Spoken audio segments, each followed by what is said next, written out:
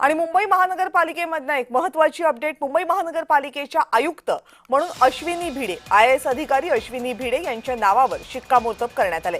अश्विनी भिडे हे आजच आपल्या पदाचा स्वीकार करतील। अश्विनी भिडे गेले 3 वर्ष अनेक वेगवेगळ्या पदांवर कार्यरत होत्या आणि आता पुढची 3 वर्ष त्या मुंबई महानगरपालिकेच्या आयुक्त म्हणून आपली कामगिरी बजावतील।